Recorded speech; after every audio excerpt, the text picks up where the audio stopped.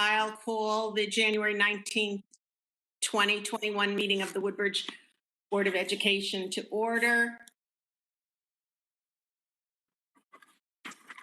With a reminder to those watching and participating to kindly mute their microphone to avoid background noise.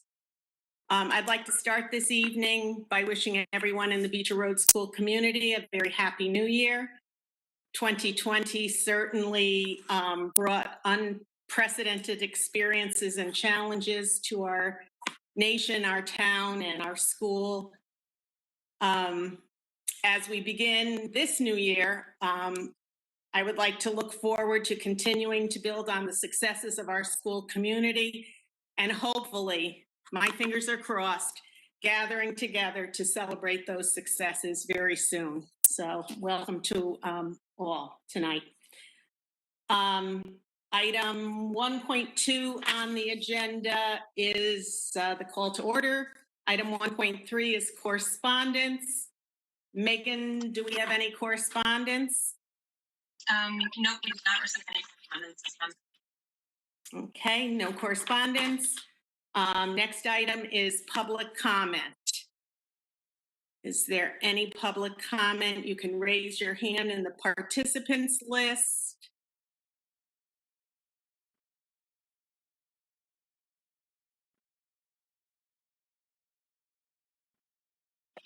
I see none, Lynn. I don't see any as well. If we've missed anybody, give you a minute to unmute and shout out.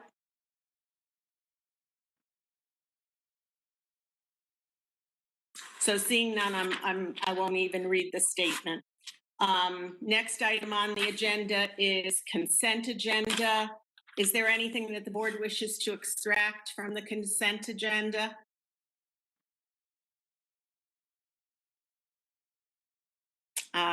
If there's nothing, can I have a motion to accept the consent agenda?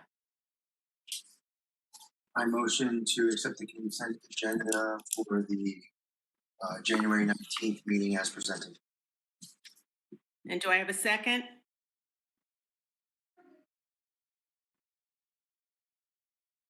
Joyce Shavers, Marcia. Dan Cowan made the motion. Joyce seconded it.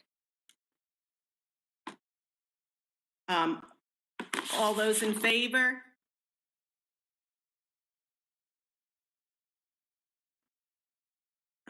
Okay, thank you, Jeff. Any opposed? Any abstentions? Unanimous. I'm sorry, Lynn. I'm abstaining because I was not Did you there. abstain, Megan? Okay, Megan is abstaining. Thank you. She was not at the December meeting. Thank you, Megan. Sorry, I missed that. No worries. Item 3, reports. 3.1, Joy Prudhomme, PTO. I saw you online and I'm hoping that you can be heard this month. I appreciate, though, you sending off your notes from your report from the December meeting. Happy New Year, everyone. In December, we approved funding for approximately $5,800 to purchase Scholastic magazines for the whole school for the entire year. I know a lot of that will be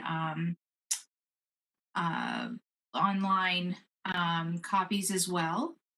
We've accumulated quite a few Scholastic reward dollars from our successful book fairs over the past couple of years. And with those Scholastic dollars, we were able to get creative and purchase some amazing new books, about $3,000 worth of new books for our library from the Best of 2020 collection. A lot of diverse titles that we're really excited about. And we're also able to book virtual author visits using these dollars. And we're booking and looking forward to New York Times bestselling author Tom Engelberger. He'll be presenting his new book to the second grade classes in Mag 2, Geronimo Stilton's Sewer Rat Stink, and he'll be doing that on February 11th. virtually. So this package is going to include a 30-minute virtual chat and 150 hardcover copies of the book that will be distributed to the second grade classes. We're also going to be looking into booking other virtual author visits for the upper grades in March and April as well. Some of us met remotely over the winter break to come up with some fundraising ideas and community building and curriculum enrichment ideas for the spring. We've decided our focus will be building community during this time of social distancing. We've tossed around a bunch of ideas, and one of the ideas that we're really excited about is we'll be creating a Beecher Road School community cookbook, which will be available for purchase in the next couple of months. We continue to have changes with our executive board as everyone does their best with their routines that have been directly impacted by this pandemic. And we're looking forward to welcoming more new members as the year goes on. Kara Rosner joined us as our recording secretary, and she'll now also be chairing our upcoming online book fair, which is scheduled for March 15th through March 28th. So next month, I'll have lots of great information about that. And Amy Meacham is kicking off our virtual grade level game night socials, which are free, and they're kicking off on January 22nd, starting with the kindergarten classes via Google Meets. She'll be doing 2 grade level virtual game night socials per month over the next few months, which will include fun games and get to know you activities. And that's all I have for now. Joy, thank you so much. You guys are always working, that's for sure. And we thank you. Next on the agenda is the superintendent's report. Dr. Jonathan Budd. Good evening, everyone, and happy January, although it seems hard to believe we're only on the 19th. I'd like to start this evening by paying tribute to the memory of a very special person in our community, John Plosky, former teacher, principal, and superintendent in our district. And although I didn't have the privilege of knowing him, I've been told numerous times already of his wonderful impact of the children of Woodbridge. Peter Halsey recalls having Mr. Plosky as his 6th grade teacher and remembers him as someone who was friendly, warm, upbeat, pleasant, and very funny, a great storyteller who seemed to remember everyone he ever met and had a good word to say about them. And Anthony Taddy has cited these lessons he learned from Mr. Plosky: to care for your students, to give your students your best, to treat your students and parents with respect, and perhaps most important, that you can change a child's life with your words. And these characteristics and lessons from Mr. Plosky are truly timeless and inspirations to us all. John passed away on November 30th, 2020, and donations in his memory may be made to the Library Fund for Beecher Road School. I'm pleased to report to the board that $95 in memorial donations have been received thus far. Anyone in the community wishing to make a donation to our library in memory of Mr. Plosky should contact the Miller Ward Funeral Home in Seymour. The generosity of these donors will allow Mr. Plosky's legacy to live on through an enriched library collection to inspire the next generations of students at Beecher.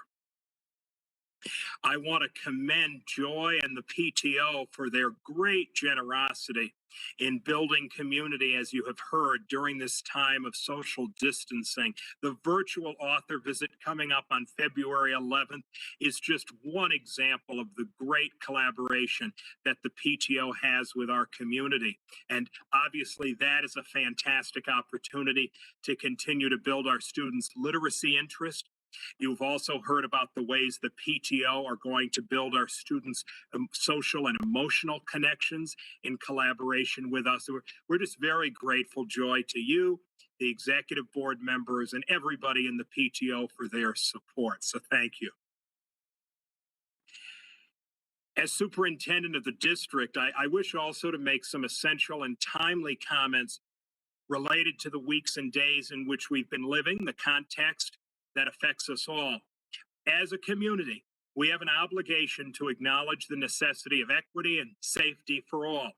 Our community, like all communities, has an affirmative obligation to engage in difficult conversations about how we can best assure principles of equity and safety for every student and every adult, and we can always get better at that. Those conversations will necessarily be ongoing, complex, and age and developmentally appropriate. I wish to be clear. Ultimately, this community will stand for tolerance, not intolerance, for dialogue, not monologue, and for education, not ignorance.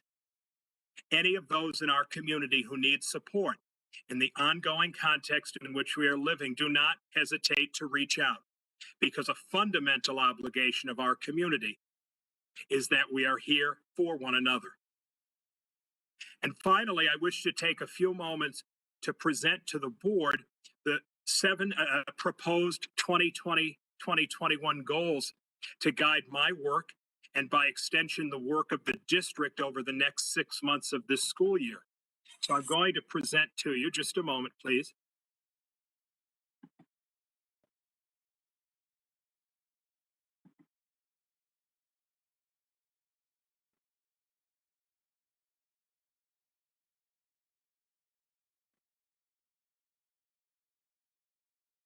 At the prior board meeting, I spoke about the synthesis portrait that I had developed based on my first several weeks in the district, or I should say several days. I think we're on week 4 to 5 now.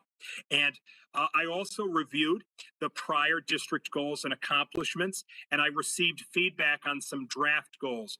And I've included again that graphic about continuous improvement, because it's truly through the goal process that we're going to be able to continue to make the Woodbridge School District as successful for the next generation as it has been for generations in the past. So I want to point out that when I spoke to you at the prior meeting, I identified these top themes that had come out when I inquired with staff about one need for Beecher Road School. And similarly, themes that had come out from parents and board members. And the fact that themes were similar and to a large degree overlapping is a great positive for momentum. I want you to just pay attention, though, to a little student artwork on the next slide. You may have to look carefully depending on your screen resolution. But I'm entitling this 3 Ways to Think of Goals. Linda Atchison had sent earlier this week this photographs of this artwork, and I want to give credit to our students, Matthew Rowland, Hayden Smith, and Andrew Sergentakis. Based on studying Robert Indiana's famous Love in Philadelphia, you see that these students, 2 of them are displaying hope, and the third is displaying unity. And when Linda sent those in, I thought those are really some interesting ways that, although unintentionally, our students are getting us to think about goals for the future. And I would say hope and unity help drive us forth as a district. So moving to the first of the 7 general categories for the next 6 months. First is to continue to build on and strengthen the Beecher Road community.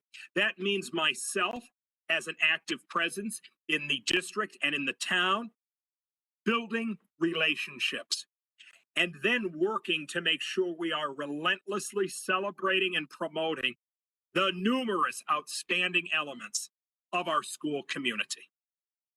Second, and coming forth from those prior slides, to continue to develop and implement a strong, consistent curriculum in all areas, including academic and social emotional, and to support staff through professional development for implementation. So you'll see many bullets on this slide. We have talked and we have instigated, revitalized regular meetings of the board curriculum committee related to various timely issues of teaching and learning. We have expanded membership on our district professional development and evaluation committee. And actually later on in the budget presentation tonight, I'll be speaking more about curriculum development and professional development, which are just the heart of the engine driving this school district continuing to great things. Third, make sure that we have strong systems and protocols for communication, a general theme that came out.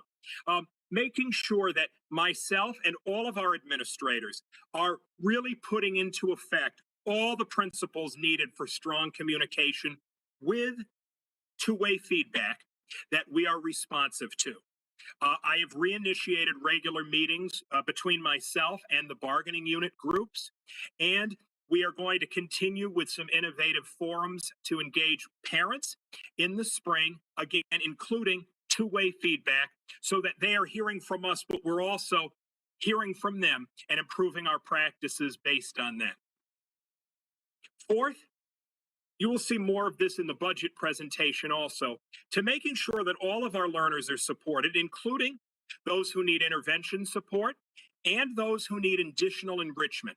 More to come about that in the budget presentation. That's been a key goal of the budget development process.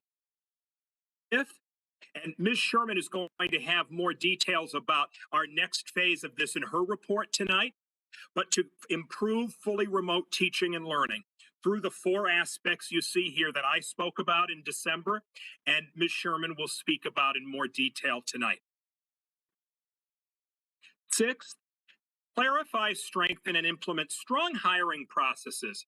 And this has come up in various formats, but to make sure that our policies, protocols, and processes are as up-to-date and reflective as they can be in terms of our hiring and continuing to employ the best staff possible. We know the most important thing in the life of a child is the adults with whom he or she interacts. You will also notice in that first bullet the key words of being attentive to issues of diversity and inclusion. That's going to be captured a little bit more on the next slide, but there is a key integral part, and I've spoken with the Community and Diversity Committee about this with Ms. Sherman just last week, of building our hiring processes to be attentive to those issues and being accountable in reporting on those issues. And finally, there's quite a bit on this slide, but the best way to capture it is the other ongoing committees of the district and to implement the best structures, goals, and objectives for them. The first bullet alone, I was about to say merits its own conversation, but in fact, you did have a presentation by the Superintendent's Community and Diversity Committee in June of 2020. This is an outstanding group of individuals in our community with outstanding goals, both short-term and long-term. And to some degree, that extends the comments that I made earlier tonight. To some degree, it relates back to hiring processes. To some degree, it relates to curriculum development. I can't do justice to the complexity of that with one bullet, but I want you to know that I am going to help shepherd that work along based on the processes already in place. The second relates to what the board called the Ad Hoc Safety Committee. There is a charge of that committee from January of 2020, and there were some meetings that developed prior to COVID-19. We are on track preliminarily to have a meeting of that committee to reset, if you will, where we are within the next few weeks. And Mr. Strambler and I have spoken about that recently. And finally, as you know, I think the board also has kind of put a pause button for a moment on the Ad Hoc SRO Committee. It was last discussed in October prior to my arrival. And so, like the other work happening on this page, my obligation to the board is to help lead you in the district through these standing committees that you have established. I want to end with reminding you how I ended last month. And it's the bulletin board in Kristen DeManch's school social work office. We may all be different fish, but in this school we swim together. What an outstanding district the Woodbridge School District is, and we will continue to celebrate our great accomplishments and make market improvements like any great district needs to for the future. So with that, Ms. Piazzik, I can conclude my superintendent's report for the evening with great thanks for your continuing to let me lead your district. Thank you. And thank you, Dr. Budd.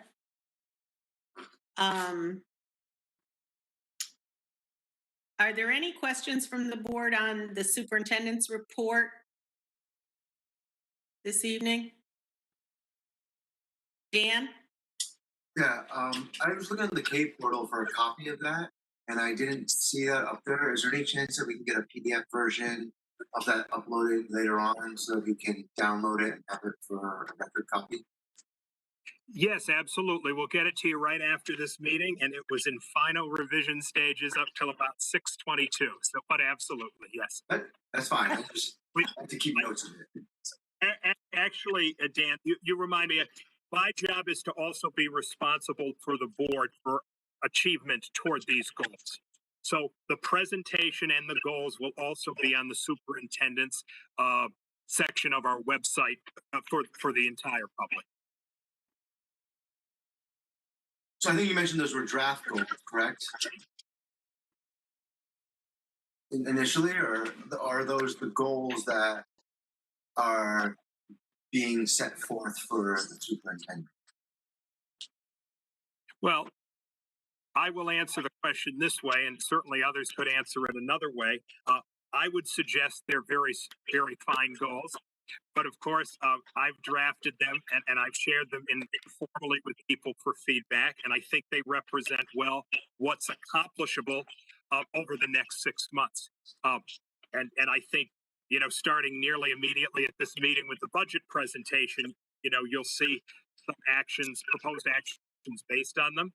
Having said that, I always think that improvements can be made in revisions. So I would never say I'm closed to any potential revisions. Okay. Thank you. Thank you, Dan. Dr. Budd, we can't see you. I don't know if your video, so. Oh, I'm sorry. I was gesturing very well also, but That's okay. There you are. Thanks. people with me in the library will have seen it, I guess. That's okay. I only bring that to your attention because the next item on the agenda is the superintendent's report. I'm sorry, is the budget presentation from the superintendent 2021-2022 budget presentation. So we'd love to see you and hear from you about that. Thank you. And I will project in just a moment. I want to say that you can probably tell from my backdrop that I am in the Stella Library Media Center. Mr. Pulo is socially distanced from me in the Library Media Center, but if we end up getting to a point where there's a detailed question that you'd prefer Al to answer, I'm just going to move away from the lectern and he'll come up. But we thought this would be convenient as a presentation style for us this evening. So give me just a moment to project, please.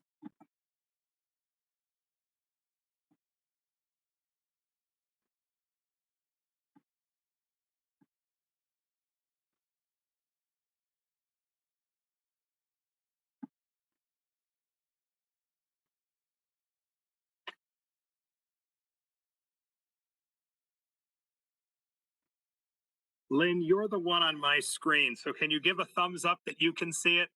Okay.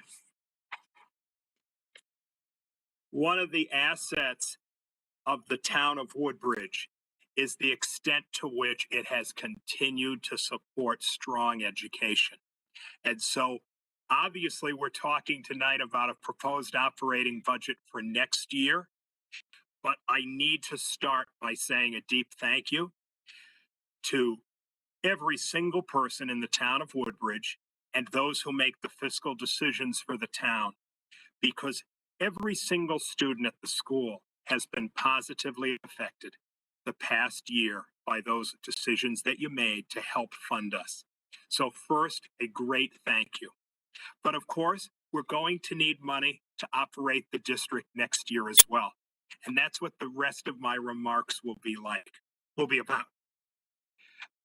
Our budget development process started actually slightly before I officially began, when the teams, departments, and administrators developed proposals And then when I did start on December 14th, graciously, the board and the town allowed the budget presentation to be tonight as opposed to my first week in the job. And therefore, the review of the proposals could actually be quite rich and robust. I want to pay special thanks to Mr. Pulo, to those members of the board, finance committee in particular, and to town leaders, all of whom have asked exactly the right kind of macro and micro questions necessary for this evolving process. Before we get really into the proposed details for next year, I want to spend a little bit of time talking about the potential of COVID-19 and how that could relate to the budget. And I entitled this slide Budgeting Differently. And that is no aspersion to last year's budgeting. But last year's budgeting was before COVID was upon us. Now we have a couple of possibilities.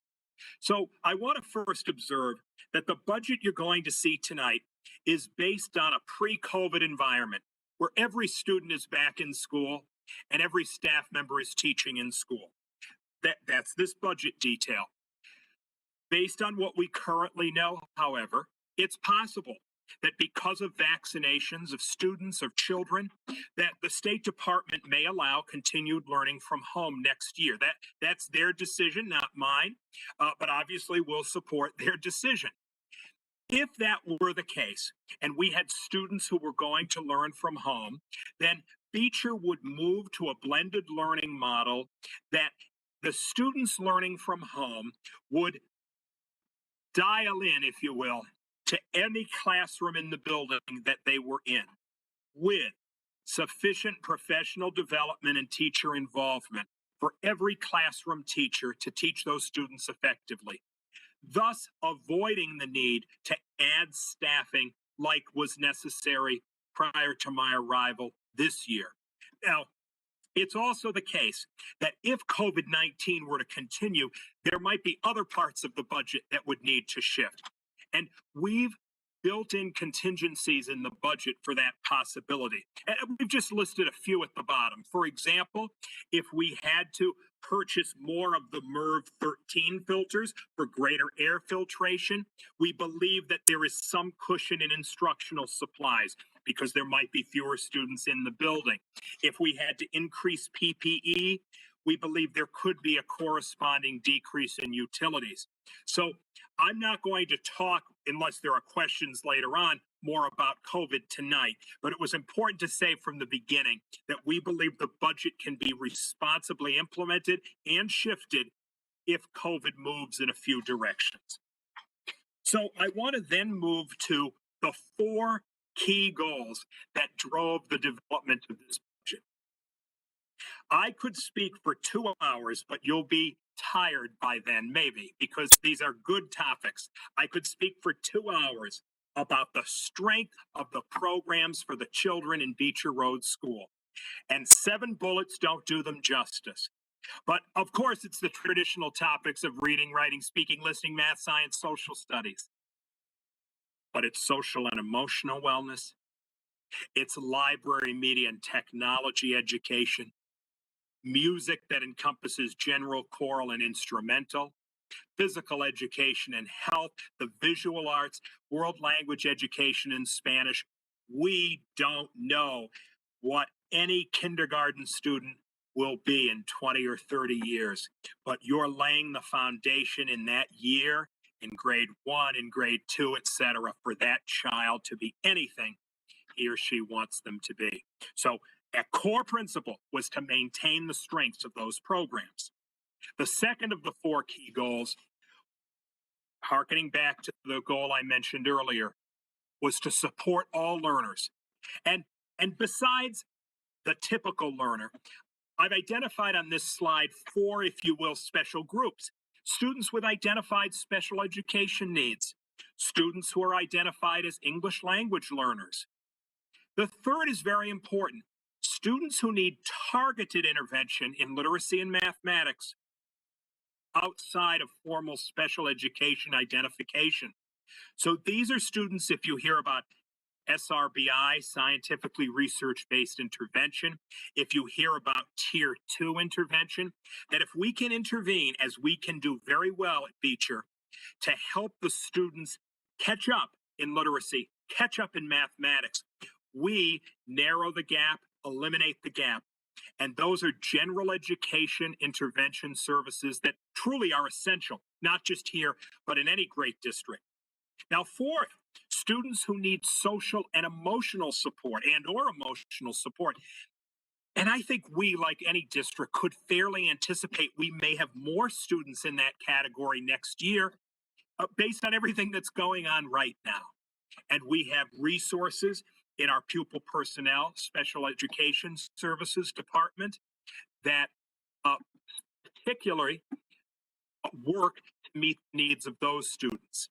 But finally, we have a goal of enhancing services for students in the upper grades, let's say grades 5 and 6 for this discussion, who are already achieving above grade level standards, who would benefit from enrichment and or gifted programming. This is just a natural next extension step, building on strong things already happening, but putting more into this category of supporting all learners. Now, I'm going to take a brief detour from the second goal to talk a little more about special education, because that was a question I was asked. How do our special education costs compare? So a couple of key principles.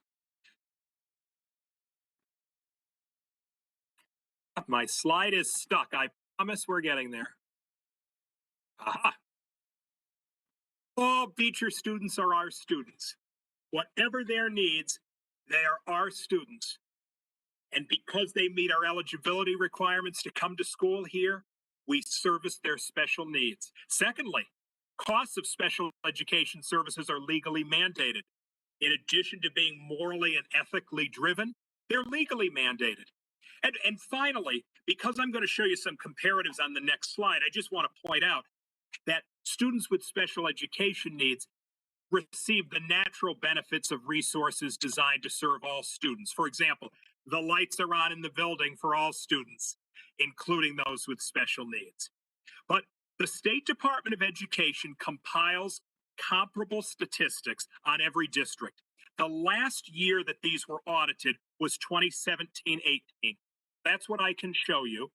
And the Woodbridge School District in 2017-18 spent 22.4% of its funding on special education.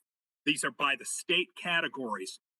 But in fact, it's really in the range of where every district we compare with is. Durg B, which is the district reference group to which Woodbridge belongs, they were at 22.3%. Durg A, which is the 9 school districts in a higher classification, they were at 24.8%, and the state was actually higher, a shade above 24. I want to say that Ms. Kiesel and her staff are continuously engaged in looking at our best programming and our best servicing for students. And I'm actually going to come back to an example of that in the detail of the budget. But I felt that this was the most important time to mention as we're talking about all learners, not just those with special education needs. We are doing a responsible job, the data would indicate. Back to goals. Third goal was to develop and implement a strong, consistent curriculum.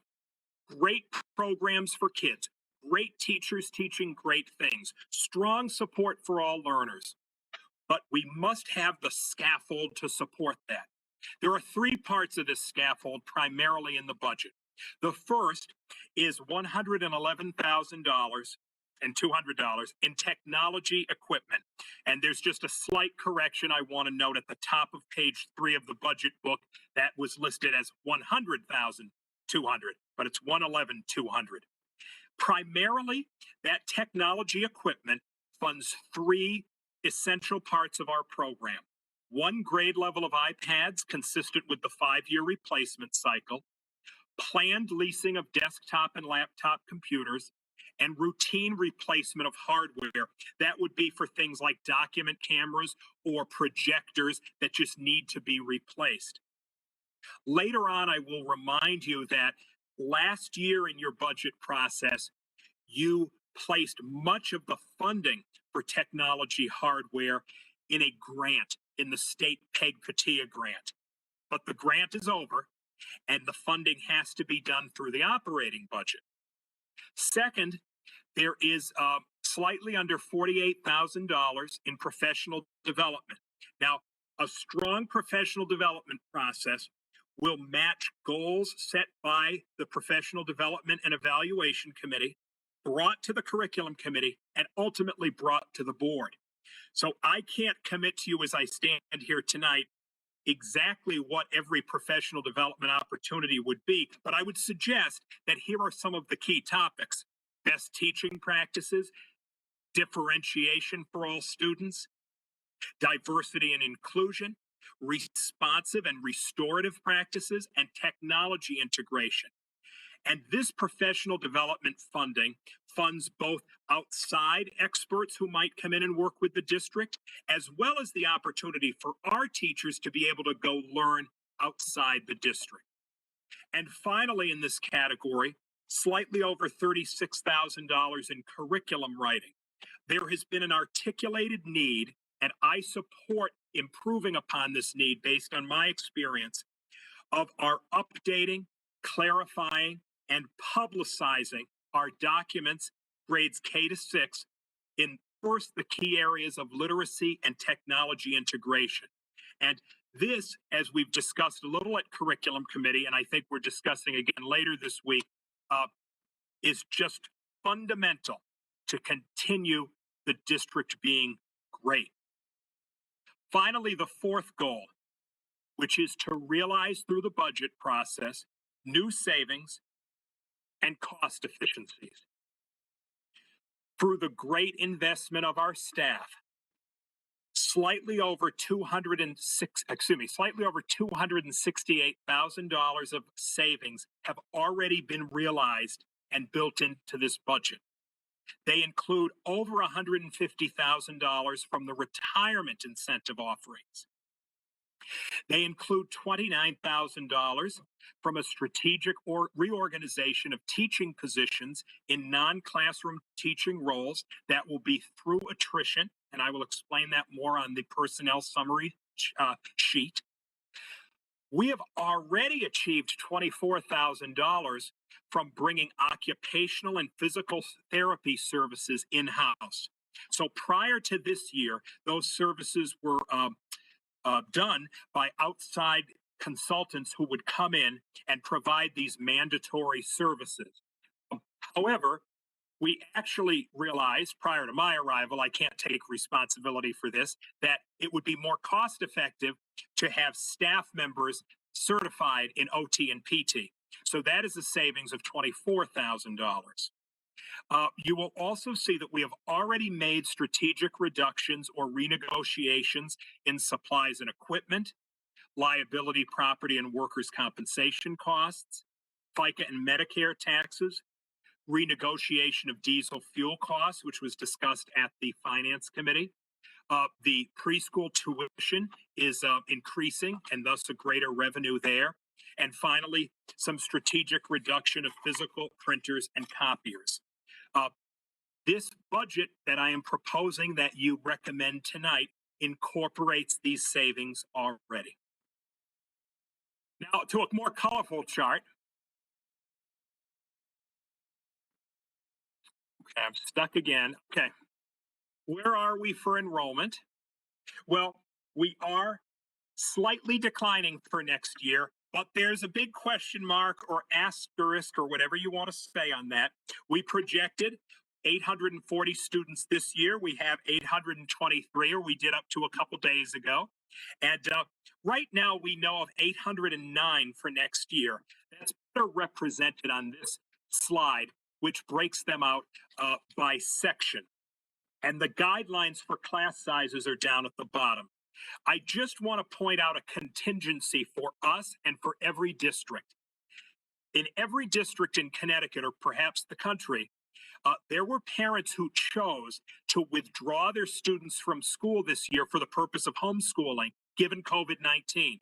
And then additionally, some parents who might have registered their students for kindergarten never did. And they will likely send their children to kindergarten as 6-year-olds rather than 5. So the numbers are less tangibly definable as they usually are, but 809 is what we believe will be the case next year. So right now, your budget for this year is funding 50 classroom teachers. Next year, the budget we're proposing will fund 43. And essentially, the difference there is this year, the additional teacher funded because we have students learning from home with teachers teaching from home. That will not be necessary in this proposal next year. And as I've described in the blending learning model, it would also not be necessary next year. Personnel summary sheet reveals the budget from the board last year in each classification of staff, the actual, and then the proposed for next year. I'm going to highlight the main categories. We are proposing in the budget, and we believe it can be achieved through attrition, and we believe it can be achieved without a reduction to essential student servicing, an overall 0.5 reduction in the teacher unit FTE. Al has ledgered that as the asterisk budget reduction TBD. We at the moment don't need to identify, and we haven't identified where that 0.5 would be, because we have vacancies caused by retirement and attrition. And I would like to be able to have a more deliberative conversation about that with our administrators, our teacher leaders, our WEA leadership. But we do believe that a 0.5 reduction through attrition in the teacher unit is not only defensible, but it can achieve a strong proposed budget. The teaching assistants would stay at the same total number, 30.6, as you budgeted for this year.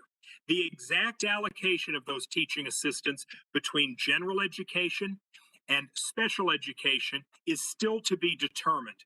Our teacher assistants play a vital role in making sure every student is supported and that every teacher can implement a strong, consistent curriculum. And I believe strongly that the 30.6 are a strong, defensible number toward this budget. Finally, you'll see at the bottom, the next to last line, operational support, 1.1 addition. That's the additional occupational and physical therapy that was brought in-house from last year when at the budget time, you still had them in the out-of-district consultant category. So you're going to see on a future slide a reduction to offset this 1.1. But overall, the 0.5 reduction in the teacher unit balanced against the 1.1 increase in OTPT leaves a total increase of 0.6. Al's favorite slide is this next slide. And I have to restrain him from jumping up and trying to do this slide himself. The point is that salaries and benefits represent over 80% of our budget. This would largely be true in any district that you went to in the state of Connecticut, and you will see the basic categories represented there for other parts of our budget. But that leads to an interesting conversation. How much of the budget is fixed and how much is discretionary? I have learned in the past few weeks, few things can be debated as much as what is fixed and what is discretionary. From Jonathan's perspective tonight, the footnote will tell you fixed is required by contract and or statute, and discretionary is everything else. But most discretionary things are not optional in a strong school district. Like many, many, many of the things I've talked about tonight, great school districts have those things. Technology is technically discretionary, but I don't think we want a district where we're not going to fund technology for our student success. What this tells you on this slide is important, that the fixed increases represent 76% of the proposal that we're making, the proposed increase tonight. 118,000 of the proposed increase is discretionary, but again, not optional in my recommendation. Here's a more detailed description of fixed expenses for salary and benefits. Now, if you go to the column percent of total increase and scan down to the biggest number, you will see that 53% of our proposed increase is in medical insurance. 2 weeks ago, 3 weeks ago, we believed the premium increase would be 20%. We believed it would be 18%. We have it on pretty solid authority now that it's going to be 17%. And you are in a high deductible health plan. You are with the town. We are with the town for that. That is over half of our increase. The other categories on this page represent the personnel summary roll-up that I had on the prior slide. The occupational and physical therapists are up 10.4%, but that's again because we've brought them in-house. And on the next slide or two, you're going to see the reduction that offsets that. We actually have a decrease in FICA, Medicare, and other based on what we described as one of the savings earlier. So while salaries and benefits account for 80.6% of our total budget, they represent 83% of our requested increase. There are other classifications we would argue are fixed, but they're not payroll related. This is where if you skim down, you'll see the minus 17% that has been saved by switching OTPT to an in-house model. So we saved 85,000 there and are picking up 51,000. So that was a better deal for us. We have increases, but largely increases in other categories that cannot be controlled downward much further. And of course, if you have any questions later, I'll be happy with Al to go back to any of these. These expenses account for 14% of our total budget, but actually a 7.3 net reduction of our total requested increase. So then we get in Jonathan and Al's world to the discretionary categories. And largely the increases here are de minimis or small in my judgment, with the exception of technology equipment. But I point out that that's because last year, most of the technology equipment was funded not through the operating budget, but through the PEG-PATIA grant. Grant is over. Technology has to come back in. So it is a $91,000 increase, but that's because of the funding restoration. And just to underscore one more time, we really have combed the line items on this page for reductions that can strategically be made, printers, copiers, etc. And what you are seeing tonight is what we feel is a strong budget that can accomplish the needs of the district without sacrificing quality. So while discretionary expenses are 5% of our total budget, they're 24% of our requested increase, largely because of the technology. So in summary, the biggest drivers of our requested increase are the medical insurance premium increase and the funding for technology equipment. And those together are quite a large share of the proposal. So again, we have that same pie chart we saw before.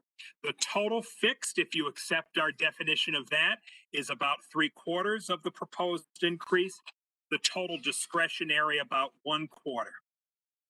Now, Al and I and the administrators believe this is a responsible budget for the students of the district and to the town. But we wouldn't feel right about not having a slide potential exposures. We believe 17% is where we need to be based on the conversations we've had. There is always the possibility that health insurance increases could be even higher. It may be the case that additional repairs or maintenance are necessary beyond what has been predicted. And there's always the possibility that state and or federal funding is reduced. We don't think any of these three things will happen, but obviously my job with Al is to be transparent to the board about them in advance and to apprise you if anything is happening with them. So with that, board members, we have to your proposal tonight a proposed budget of $15,692,447, a 3.3% proposed increase over this year's budget. Your historical reference, this is what we have for the budget increases over the past decade.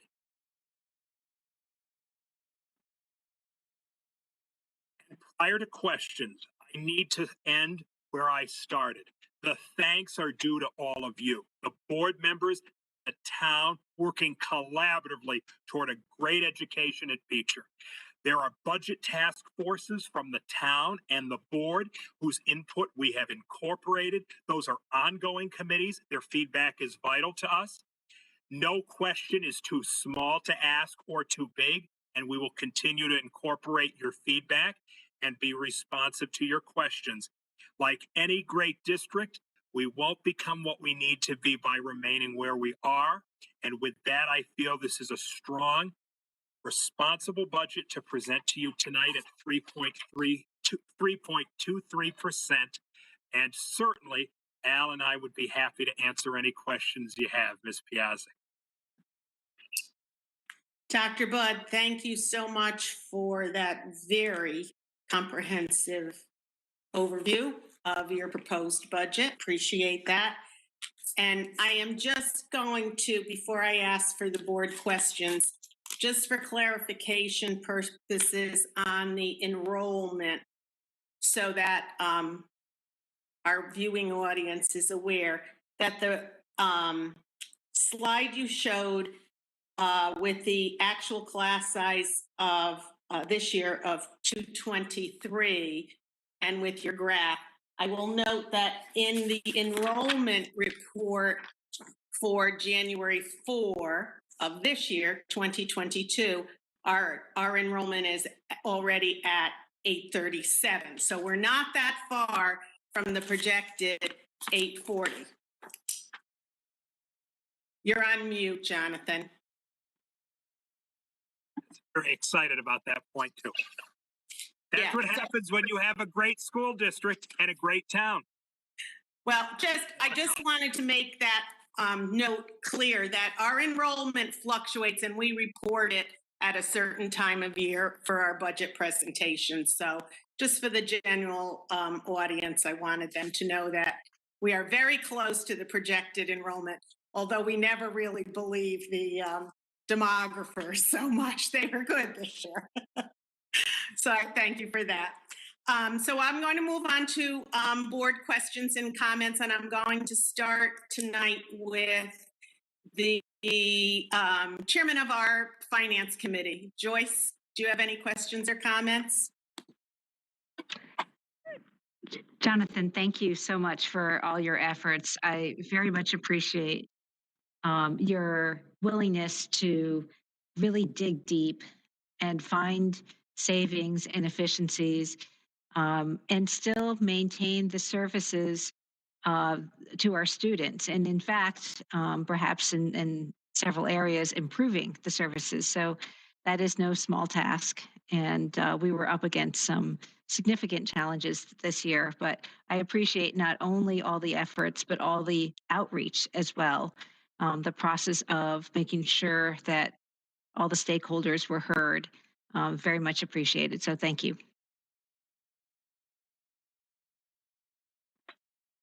Thank you, Joyce. Dan, a member of the Finance Committee. Do you have any questions or comments?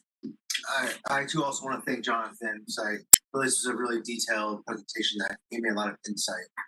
So, I mean, I just wanted to emphasize one thing that was kind of said in passing, but I think it's actually a quite tremendous thing. Currently, we have like 20% of our students at distance, and they're in a dedicated learning environment. And it appears that we're making a whole shift away from that. And I'm wondering that, is there savings that could be yielded, or could we even afford to continue on in that model? Or is it really our hand is forced in this deviation from that? And what would happen if the governor, kind of just a dovetail to that question, what if the governor does not continue to authorize the parent's choice for distance learning? What impact would that play in this budget? Sure. Let me answer the second part first. We have received some indication that the likelihood is that some flexibility may be either given to districts next year or authorized or designated by the state for students living at home in view of the vaccination, in view of the need to try to vaccinate everybody if we were going to say you have to be back in the public school setting. So while I certainly can't predict what the governor would do or what flexibility, as I'm standing here tonight, and I'll let you know if this changes, it would seem more likely than not that under some circumstances, parents would have that option, families would have that option. But I think there's an interesting conversation that the number may be less than what we have right now, and I can't or don't feel it's productive to go back and second guess, let's say, decisions from August or September. But I think as I'm standing here now, we can learn quite a bit from districts like us who have implemented blended learning rather successfully. And in fact, when we have new students join the district now, let's say last week or this week, who want to learn remotely, they're placed into blended learning environments, so that we are not adding more students to the, in some cases, large class sizes. And Ms. Sherman is actually going to speak in her report about specific professional development coming up with our fully remote teachers.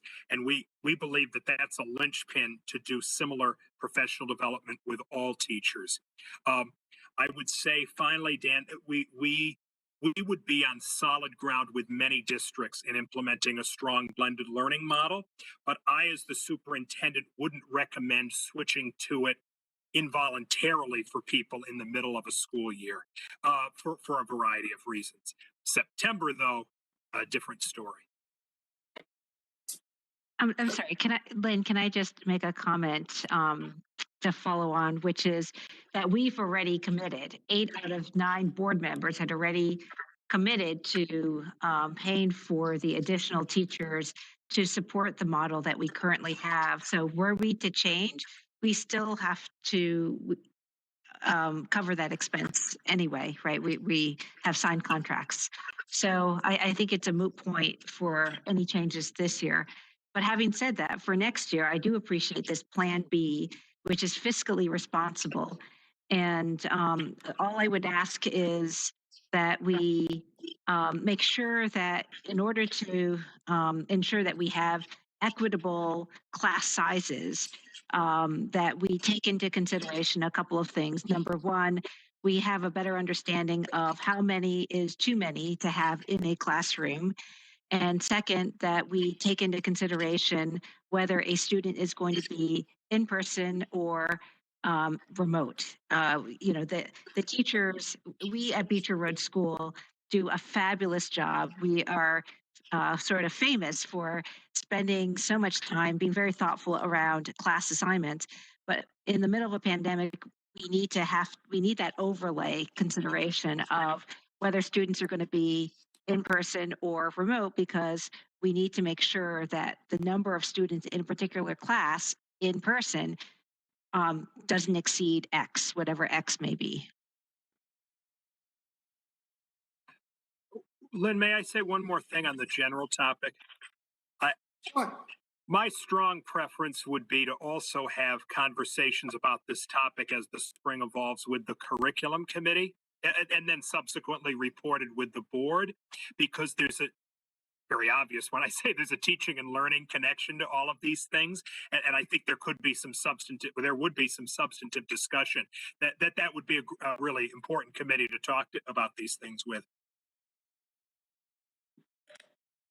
Thank you. Dan, were you all set? No, I was not. Okay, okay. So the other thing that came to my mind as you were speaking just then was that we may have a risk. I don't know if you've thought of this about teachers who are assigned to the distance learning right now for whatever reason. Are we sure that we're going to be able to staff all? Like we're going to this blended model with everybody blended. So that makes an assumption, I think, that we have all our staff in the building. Is that a wise assumption that we can make at this time? And does your budget account for the possibility that that may or may not be the case, that all our staff will be returning?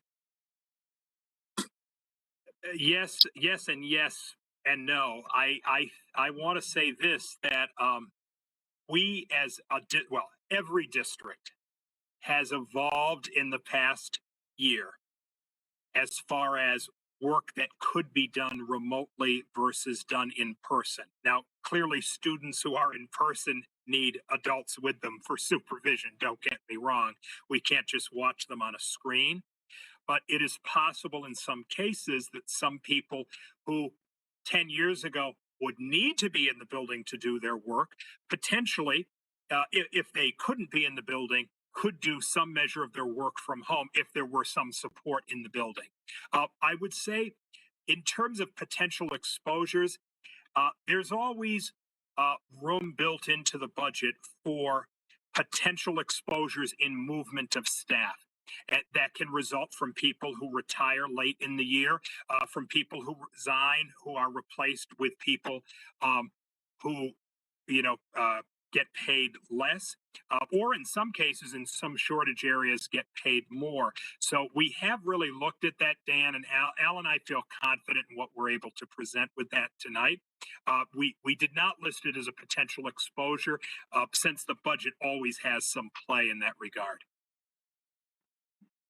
So the final two things I just want to say is looking at the cost per educating a student kind of metric for our budget. This year, we're educating students at roughly $18,162 per student, based on the 837 students that Lynn just cited that are currently enrolled. And the 21-22 budget is roughly $19,397, which is nearly a 5% increase in the cost per child to educate our children. So I truly appreciate all the effort that has been put into this budget, and I know that we cannot educate our children for less year to year. It's functionally impossible to do. And I know that you've done a lot of work here, and if we do have a zero budget like we did last year, we pay the piper the next year. So like I know that that's the reality of it. But I think that we may be able to look at that cost per child kind of number a little bit and maybe find some more dollars there and continue to look. The final thing is I'm concerned about a leasing model for technology. I feel like that memorializes technology into an OpEx kind of model, where technology, I have a computer right now. I'm doing this Skype call on. It's a 2009 computer. It works great. I threw a solid state drive in it, and it chugs faster than it ever did when it had a spinning drive. So I don't necessarily think that technology does have to die in a 5-year cycle. I think that maybe we could buy smarter technology, less consumable technology that wouldn't be on a leasing model. So I'm worried about a leasing model because it just seems to permanently embed it into the budget instead of acknowledging the fact that it is a nice to have, not a must have. Sometimes technology is a must have, though, just not all technology. So how could we monitor have stuff. this meeting without technology? You know, that kind of thing. But I have spoken with Mr. Pulo and Mr. Crawford. Right now, the leasing is potential leasing. And as we discussed a little bit at the Finance Committee, I conveyed with Al and James that any decision on leasing should be brought to the Finance Committee first for vetting. There may be some teaching and learning implications, which actually the Curriculum Committee should discuss. But from a pure financial perspective, I don't stand here believing leasing is good, bad, or indifferent, but I believe the board's Finance Committee should discuss that. And potentially that would be a great topic as early as February, I would think. Thank you, Dan. Thank you, Dr. Budd. Our third member of the Finance Committee, Laura, do you have any questions or comments? I know that technology, from my experience, is moving towards leasing only because of the way that they promote their products. And I'm talking about Apple in particular. And I think that that's what the district uses, correct? Yes. And so I purchased a Apple iPad about 4 years ago. And all of a sudden, I ran out of space. I ran out of data. I didn't have enough room for data. So I had to purchase another one. So I think that this is their way of them controlling their equipment. And so I think at this point, we really don't have a choice. I think that, they drive it unless we can convince them that, this is not the way to go. I think we really don't have a choice and we have to go with the leasing. So I think it's more cost effective at this point in time. And I also think, having the Apple Care is, is very helpful also. Being able to communicate with them and to be able to go through the hurdles and fix things that cannot be fixed by one person. So I think that that's very, very important. I appreciate your transparency. I appreciate all your work that you've done on this budget. I also give kudos to Mr. Pulo, and I think that it's a sound budget, and I thank you for all the work that you've done on it. Thank you. Thank you, Laura. David, do you have any questions or comments? Thank you, Jonathan. Appreciate the thoughtful, very thorough, methodical explanation of everything. Appreciate it. Thank you, David. Megan, do you have any questions or comments?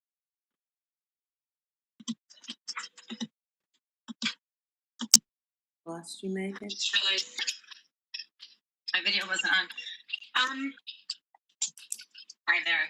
I think others have touched upon questions I had, and Jonathan has already responded to some as well. And this was a great presentation. I really appreciate all the effort that you and Al have put into this. And I do believe, let me just double check my notes because I wanted to make sure I wasn't forgetting something, but I think everyone has touched on stuff. Yeah, I guess the only thing I was thinking about was with technology. Along the similar lines, I mean, I do think it is important to keep our kids up to date, but also finding that balance with the budget. I wasn't clear. I thought are the iPads on the 5-year rotation. That's a leasing program, so we've committed to doing it every 5 years, versus that we just anticipate doing it every 5 years because they tend to be obsolete after a while. I guess that was a quick question. The plans based on that, Megan, but certainly the mechanics of it should be discussed with the Finance Committee. Yeah. But anyway, otherwise, yeah. So this, little pieces here and there, wondering where it can be shaped. But I think you guys did a great job. You really put a lot of, seeing all the renegotiations and different strategic reductions here and there, and bringing services in-house for OT and PT, I thought was a great idea.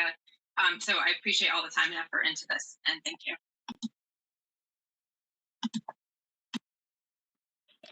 Thank you, Megan. Jeff Townsend?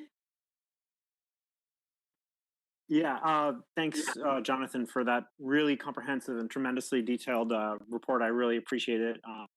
Allowed me to get a real picture of everything that was going on. So had plenty of detail on it, but also showed the big picture really clearly. So thank you for communicating it so well. Secondly, I want to thank you for bringing forward the budgetary and staffing models for next September. You know, this is a good 9 months ahead of time. This is really important for this board to be able to understand what we're thinking we're going to do in September, and for well in advance of September, so that the board can review the details and also consider it as you suggested in committee, and think about all the ways that that it can be supported or strengthened as it needs be. And those are my only comments. Thank you, Jeff. Mike Strambler?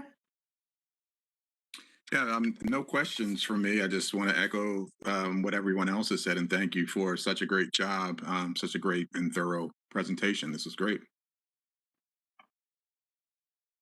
Thanks, Mike. Jeff Hughes? Thank you, Jonathan and Al. I'm sure Al spent a little time on this as well, so thank you, Al. This is an impressive budget. I think there's some creative shuffling here. I think what makes it more impressive is coming off a 0% increase from the last budget cycle. So thank you for the hard work, and it's quite impressive. Thanks, Jeff. Okay, board. That's we are now looking. I'll be looking for Lynn, I think Joyce. Joyce. Sorry. Sorry, can I just make a few more comments? So there was mentioned that if you look at the cost per pupil, it is going up 5%. And so I think that we want to put that into perspective, because if we look at the big picture, Jonathan and Al had given us a very helped us understand that roughly three quarters of our increase is due to fixed costs. And of the quarter that's due to so-called discretionary expenses, some of them, I know that, yes, we don't have to do landscaping, we don't have to pay lawyers, but it would be highly imprudent for us to do something like that. So, you know, are there other ways for us to reduce? It would be hard. And so maybe there is, but I would invite anyone to help us find those opportunities. I think that Jonathan and Al have tried very hard to kind of squeeze out as much as they can. And so again, I just want to put that 5% increase cost per pupil into perspective. The second thing I wanted to mention is that I had forgotten to mention earlier.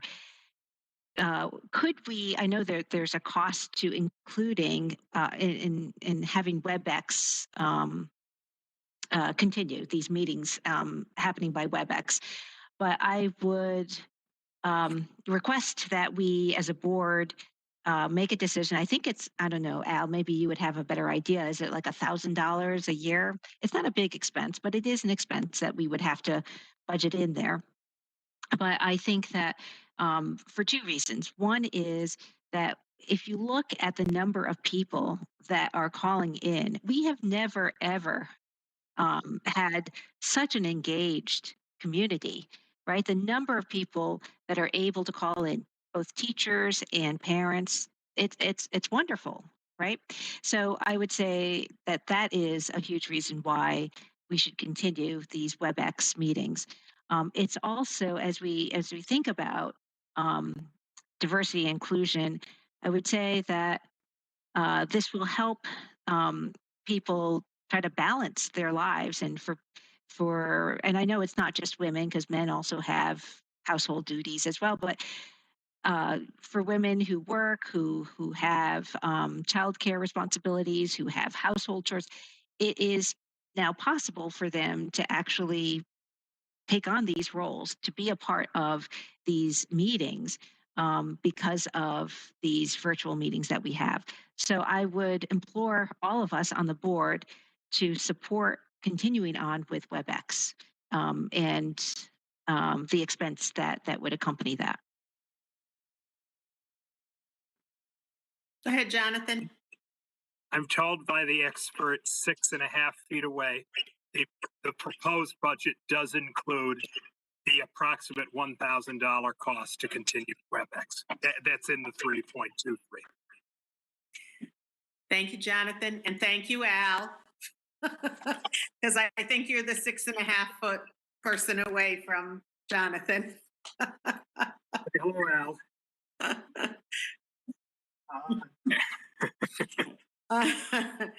We miss seeing you on screen, Al.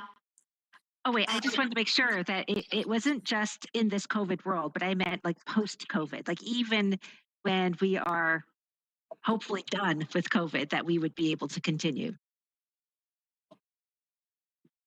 Thank you, Joyce.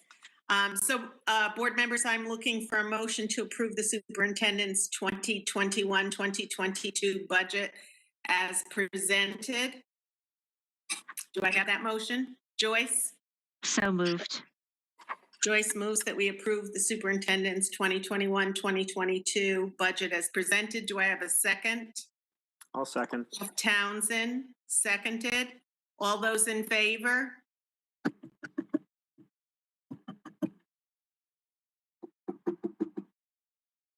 Laura, you raising your hand? I was going to try and not do the count. Gotcha. Yeah, I did. Okay. raise my hand. Anyone opposed? Seeing no hands. Any abstentions? I also see no hands. It's unanimous, Marcia.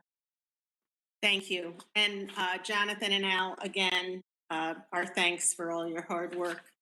And for the people behind the scenes who contribute to the budget, the administrators, the teachers, everyone who, I always remember what it was like when we just got back to school and we got the budget paperwork, and we were just starting a new school year, and yet the business office and the superintendent's office was asking for it. So it's a lot of people doing a lot of hard work, and we thank you for that. Next on the agenda is open choice. Jonathan, do you want to speak to? Can I just ask one more question before we move on from that budget conversation? Certainly, Dan. Thank you. If we were to have 837 children enroll in the school next year, would this budget still be valid? And you don't have to answer it now if it's not an answerable question. But I just thought of that fact that we're counting on decreased enrollment for next year. I didn't know if the budget was still valid. I will look in and have a more informed answer than the one I'm about to give, but I would say it quite depends what grade those students were in, what kind of special services they might need, but I could give a better, more informed answer to that as well.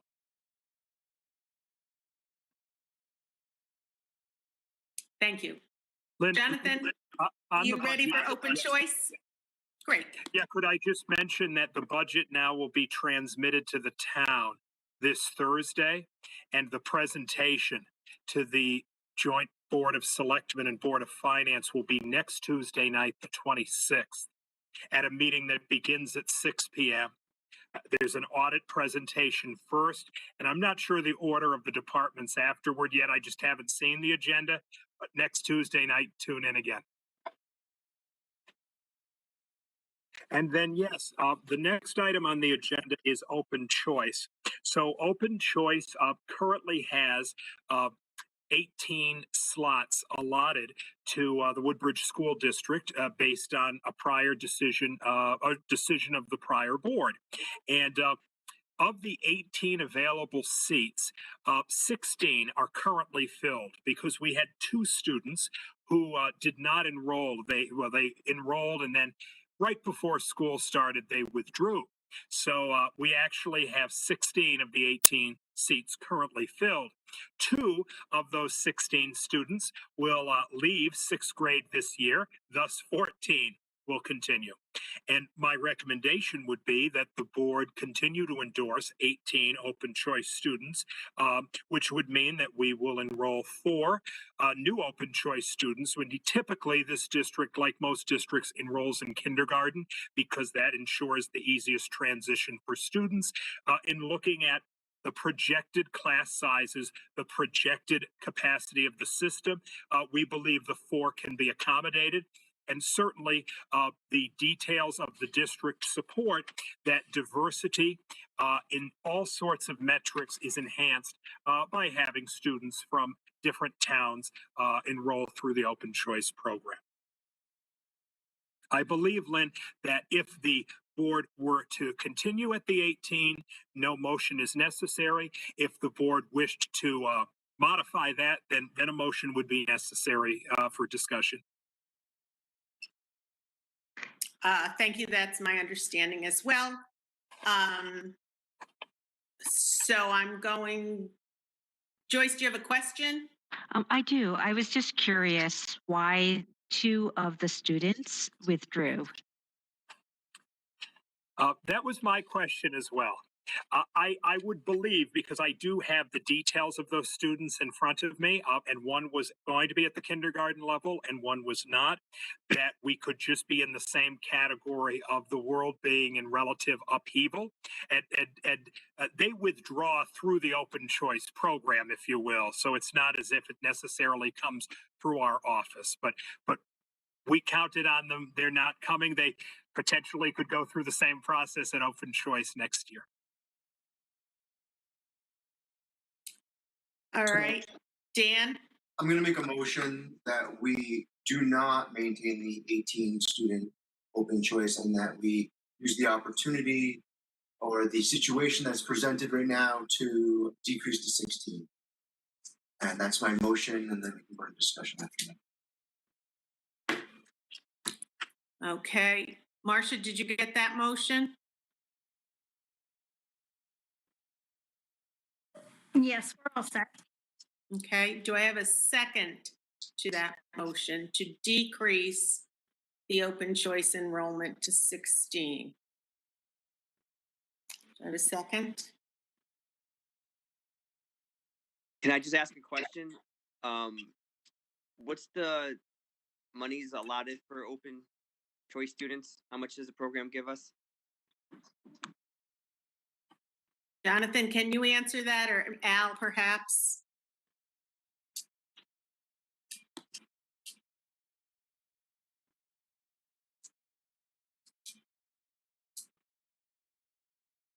You're muted, sir.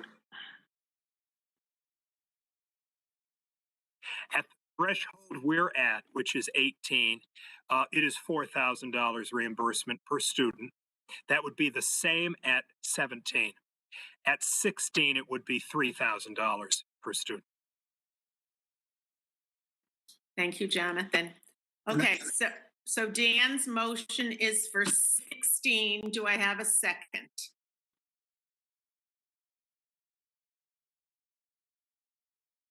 So I see no second, Dan, to your motion, so it won't go forward.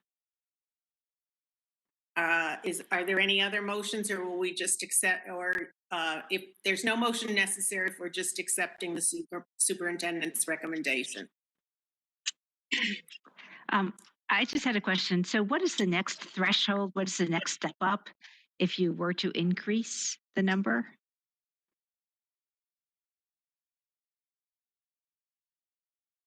Jonathan, I'm giving you a minute to get that information. It's based on a percentage, Joyce, between 3% and 4%. So to some degree, it relates to the overall enrollment, but they also look at the rolling history of the district. Okay. All right, I don't see anyone wanting to make a motion, so we'll accept your recommendation and continue on with 18 slots for the 2021-2022 school year. Can I, Go ahead. I'm sorry, can I ask another question? Do we have a sense of how it is going from the teacher perspective? And as well as from the student perspective, from the open choice students and their families, as well as from the teachers. I kind of have a problem because I made this motion so we could have discussion, and no one seconded my motion, and we're attempting to have discussion, and I don't feel that's appropriate or fair. If we're gonna have discussion, let's have discussion about it.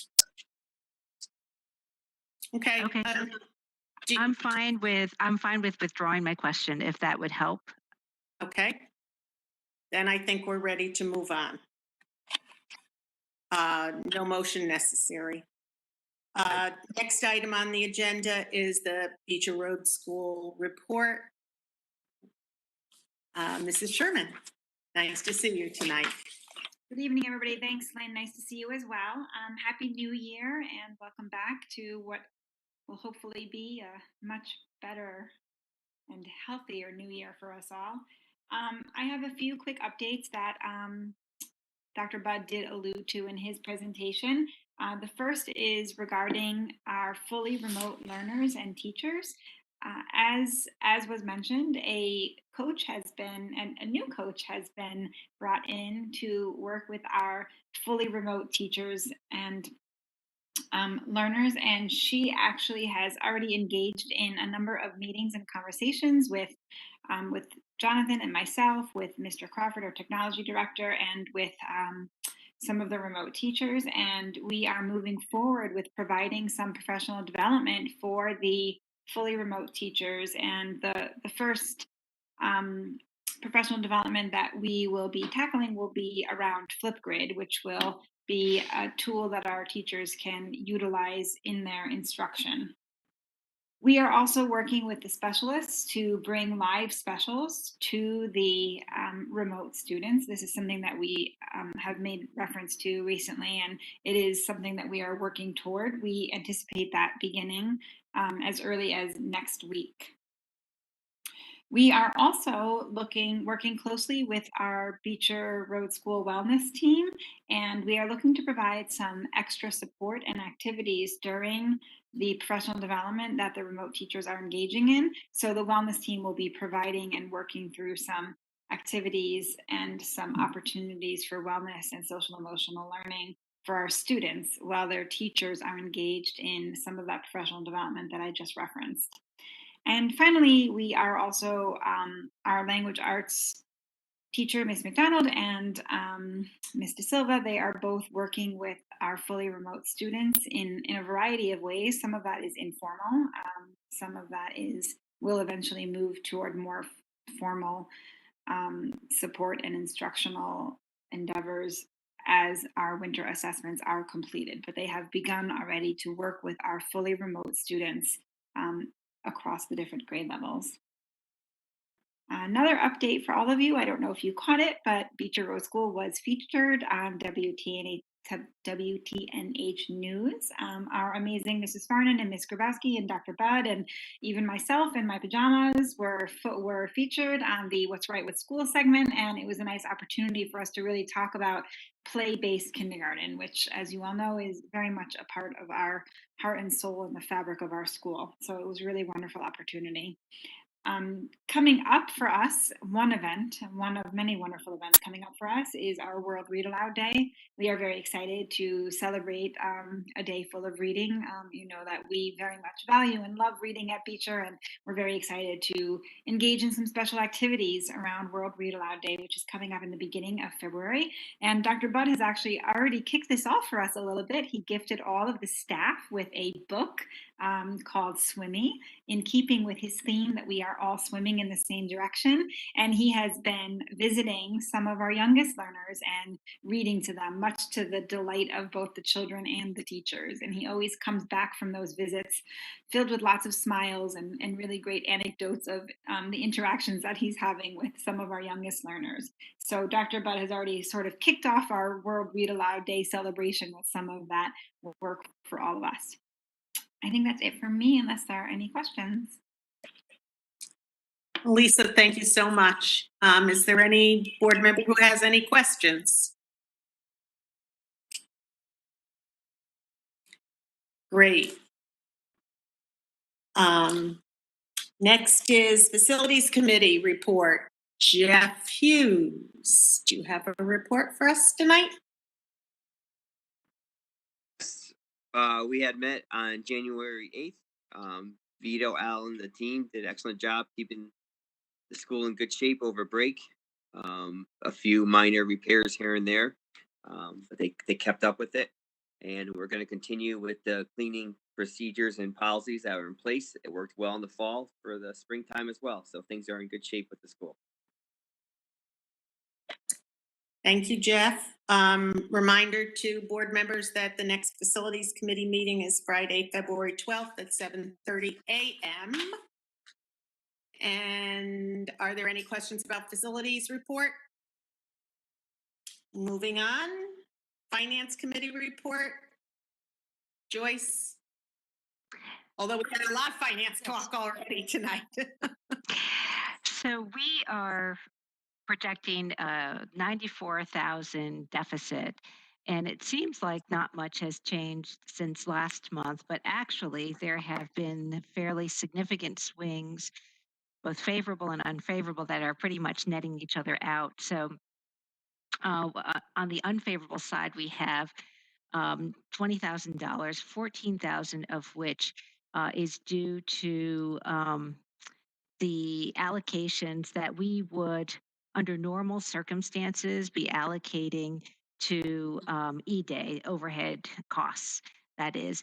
But now that E-Day is no longer in operation, that then gets, that remains as part of our expense. The other part of that 20,000 is due to special ed related expense, as well as some unemployment projected costs. On the other side, we've had some mitigating swings due to some reduced staffing as well as vacancies. There are just a few other items I think are worth mentioning. One is that there has been an increase in repairs and maintenance, some of which may be covered by grant funding, but I guess that is to be determined. The school lunch program is going to require a subsidy from the Board of Ed that's in the amount of roughly 21,000 if we continue with the same kind of trend. Extended Day is running at an operational loss of about 76,000, leaving a current fund balance of about 35,000, which is probably not going to get us to the end of this year. Just an update on the BOA fuel bid that was referenced in the budget presentation. Through the partnering with other consortiums that was arranged by Tony Genovese, we were able to achieve a bid rate for next year of $1.69, down from our current rate of $2.51, a reduction that will yield about $9,000 in savings for us. Al, do you want to say anything about the audit? Is Al there? I don't actually. Okay.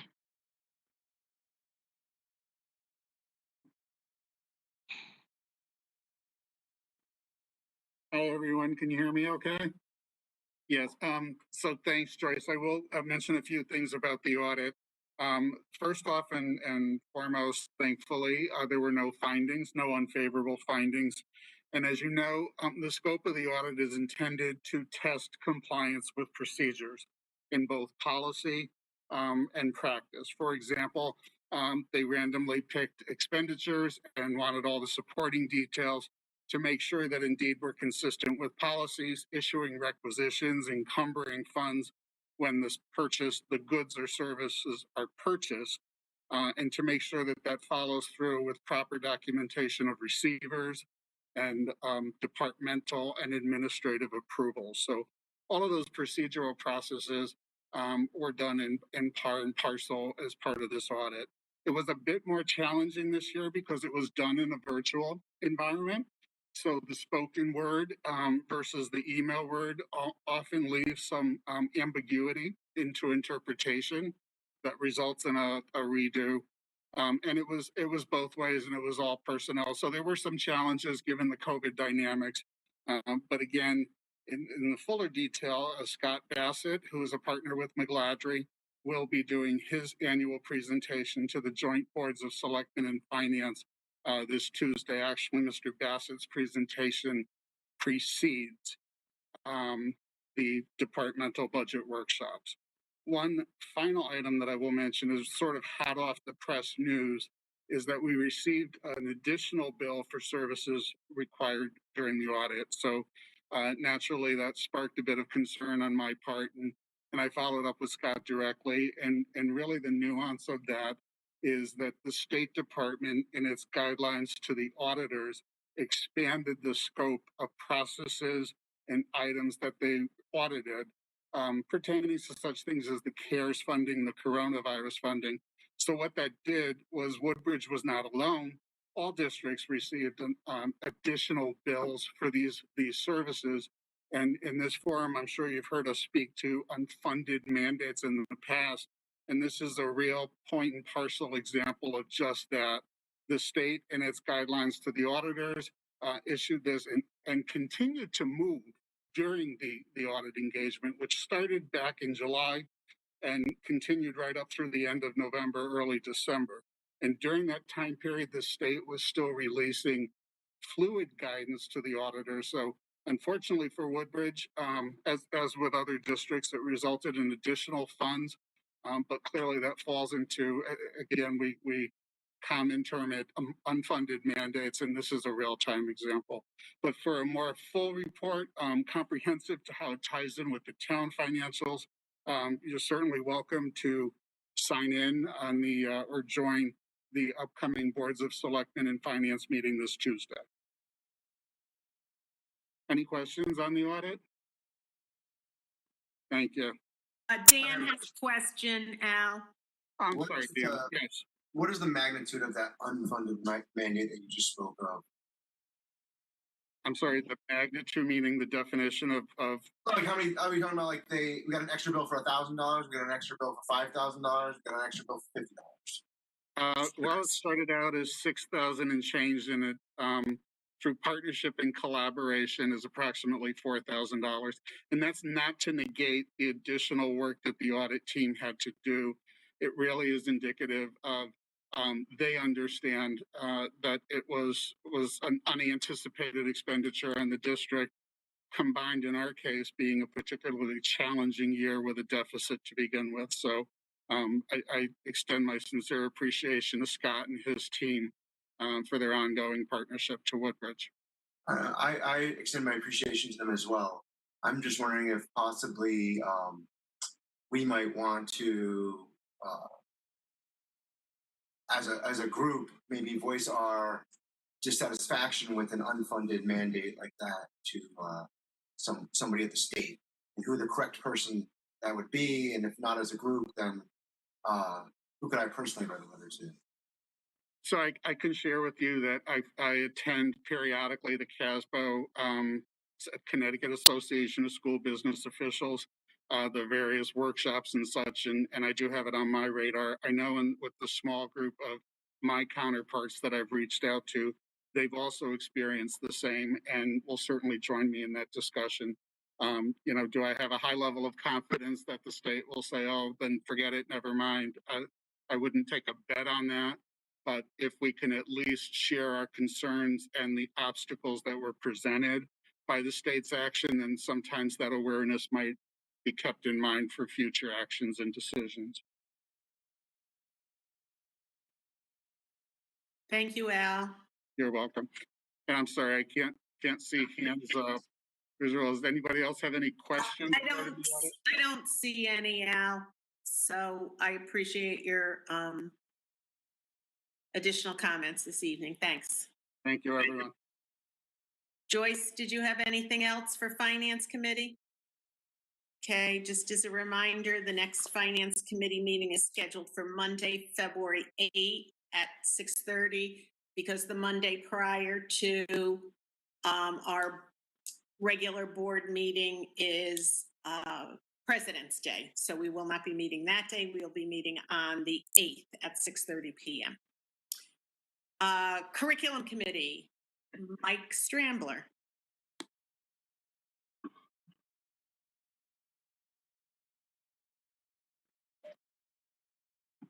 Sorry, was trying to find the mute button. So no update on the curriculum committee since last time we met. We are meeting this Thursday at 4:30. We'll be continuing our conversation about the remote instruction world we find ourselves in.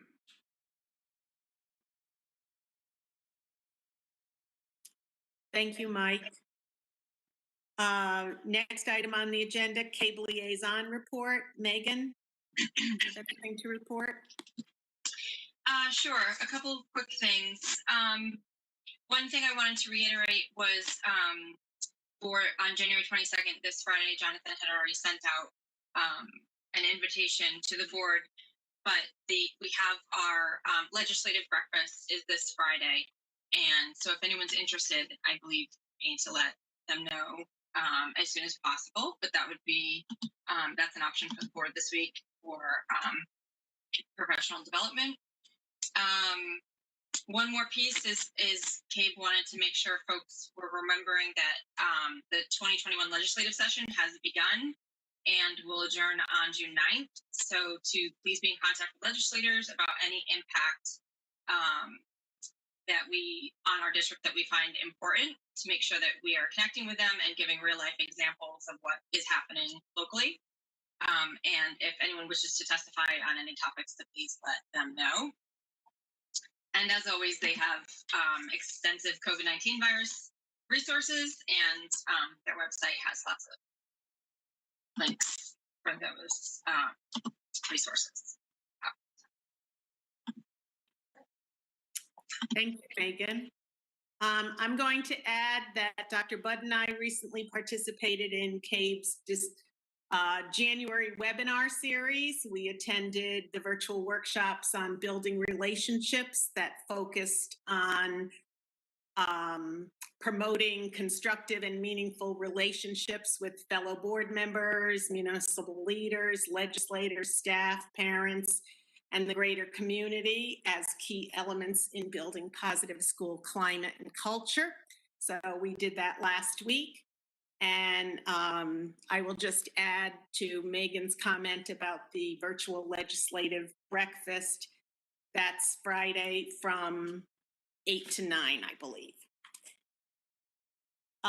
We're up to number 4 on the agenda, new business. Any new business?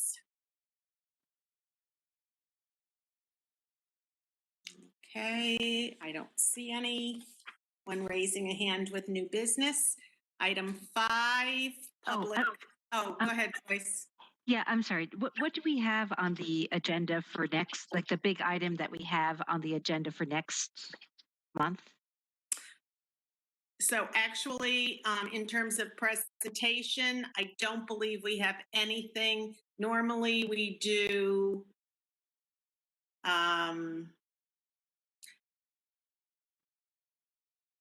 something about testing, but we didn't do any testing last year. Help me, Marcia, please.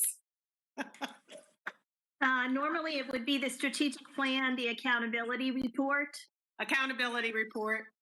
And the other item would have been the facilities overview, but because the board is now receiving monthly updates, those overviews are no longer necessary. Thank you. So those were the three things, Joyce, that would normally be done in February.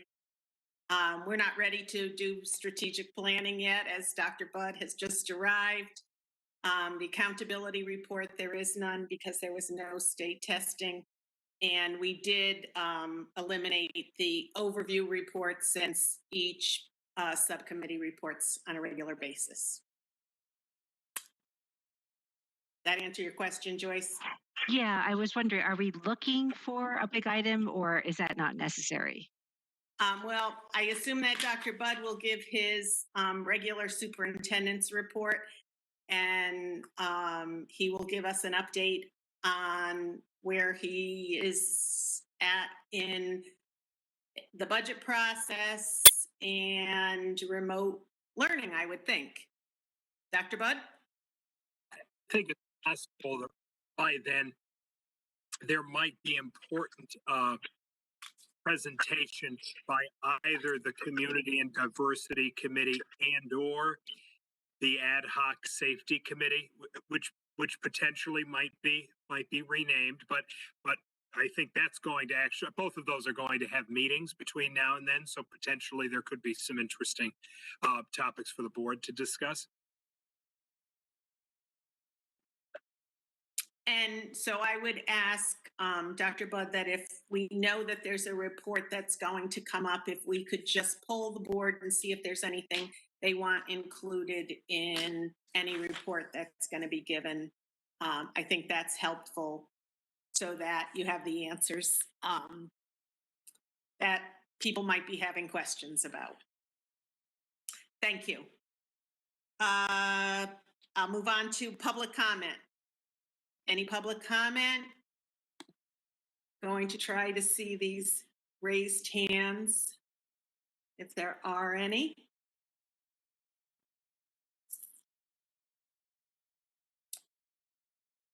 So I'm not seeing any.